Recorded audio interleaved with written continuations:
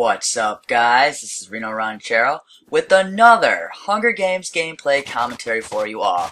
In this video, which is actually the 50th episode to my Hunger Games kit challenge, I will be playing with the Gambler kit.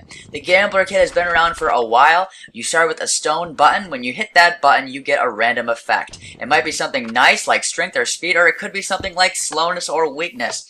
When I first hit the button in this game, I get weakness, so isn't that nice? I get to have weakness, and it really helps me in this fight here against this guy with a wooden pickaxe. Luckily, it doesn't really matter because I'm able to kill him there, and he does give me 14 pieces of wheat. So I'm able to use that to make a few pieces of bread. And you know, bread is always nice. I always like to eat food while I'm playing. So another 60 seconds goes by and I decide to gamble again. And I get weakness again. So whoop-de-doo. That's going to help me as I fight this team over here. The first guy I kill is Cummins. And then there's two other people who run in. This guy is hitting me with a stone sword. Luckily, I have a stone sword too. I'm able to hit him well. He has to run away to refill. I have to refill too. And this Viper is hitting me with a wooden sword. Viper really does a lot to you. It ruins your mobility.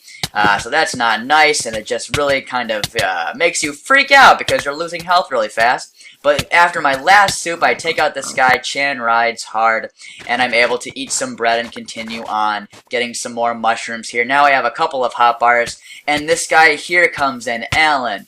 It starts off like a pretty normal fight. I'm moving around him well, getting some good hits on him. But then he decides to take off running, and he is lagging a little bit. We go through some swamp trees here. I really think I'm going to finish him off here.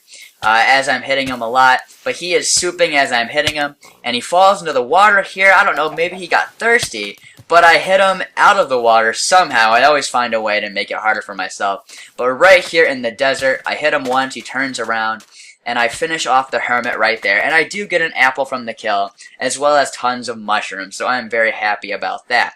Now, as I go through the swamp here, look who I find, a guy with gold armor and an iron sword. I only have a stone sword.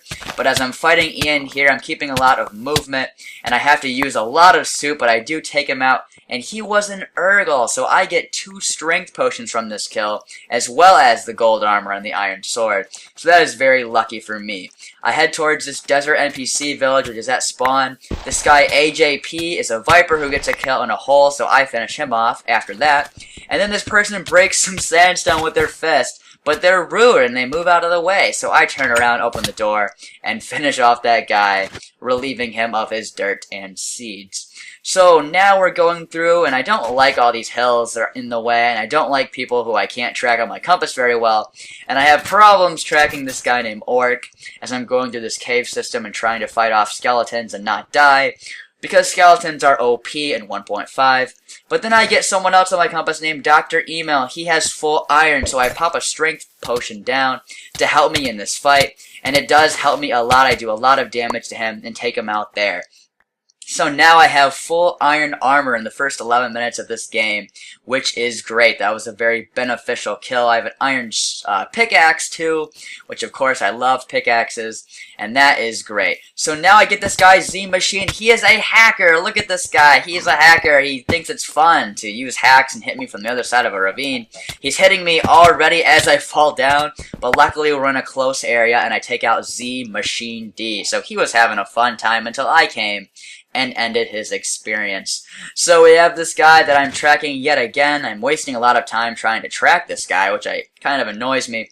But then I see his name tag down there, I get my iron pickaxe, and decide to dig straight down, which I would not recommend. It's just something I like to do because I get bored. Luckily, I don't fall in lava, and then I break some dirt, and I kill this orc man thing. That was just sort of there.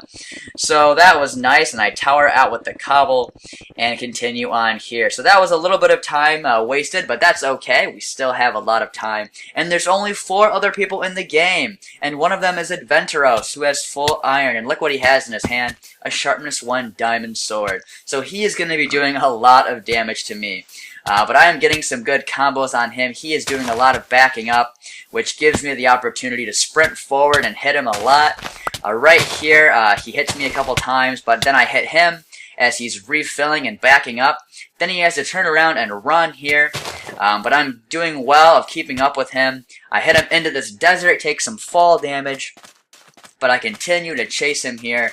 I really think I'm getting him close to dead here.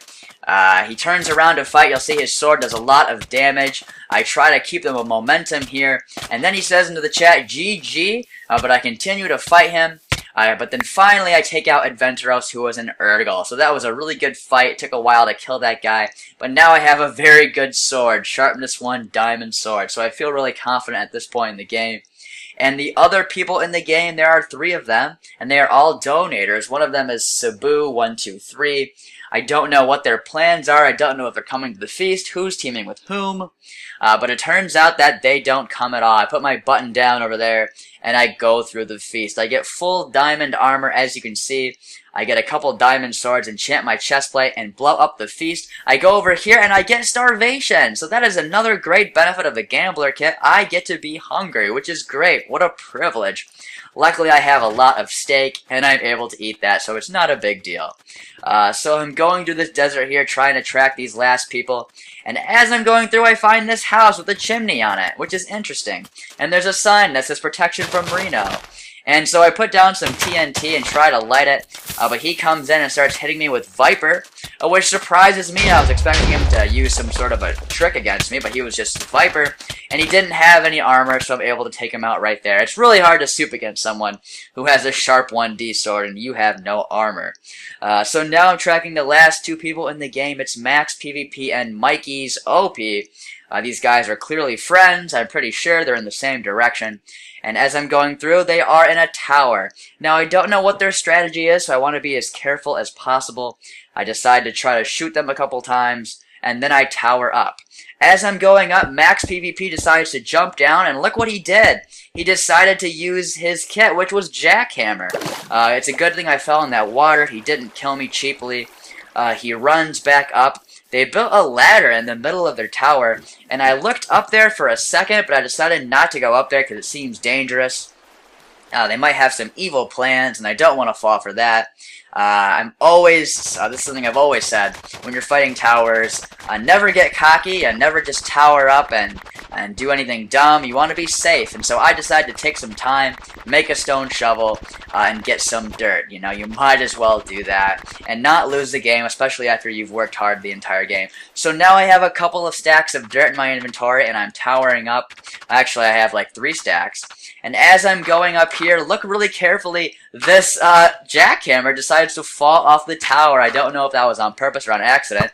I snipe Max PvP right there. He falls a little bit, but doesn't die. And so now we get to the final battle here. It's very intense, as I'm pillaring over, carefully building walls around me, trying to snipe him as accurately as I can, but I miss with pretty much every shot.